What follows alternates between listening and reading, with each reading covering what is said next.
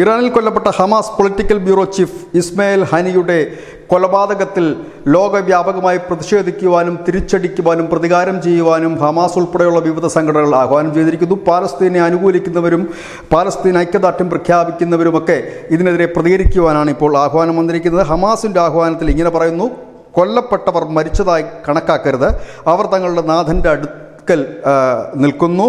Hamas ഇതിന് പ്രതികാരം ചെയ്യുക തന്നെ ചെയ്യുമെന്ന് ഹമാസിൻ്റെ നേതാവ് മൂസ അബു മർസൂഖാണ് പറഞ്ഞിരിക്കുന്നത്. ഏതായാലും ഇങ്ങനെ ഈ ഭീകര സംഘടനകൾ ഇത്തരത്തിലൊരു മുന്നറിയിപ്പ് നൽകിയ സാഹചര്യത്തിൽ വിവിധ ലോക രാജ്യങ്ങൾ ഇസ്രായേൽ എംബസിക്ക് അടക്കമുള്ള സുരക്ഷ വർദ്ധിപ്പിച്ചിട്ടുണ്ട്. ഇന്ത്യ അടക്കമുള്ള രാജ്യങ്ങൾ വർദ്ധിപ്പിച്ചിട്ടുണ്ട്. കാരണം ഇസ്രായേലിൻ്റെ വിവിധ ആരാധനാലയങ്ങളും സ്കൂളുകളും ഉൾപ്പെടെ ഈ രാജ്യങ്ങളിൽ പ്രവർത്തിക്കുന്നുണ്ട്, ഇന്ത്യ ഉൾപ്പെടെയുള്ള രാജ്യങ്ങളിൽ പ്രവർത്തിക്കുന്നുണ്ട്.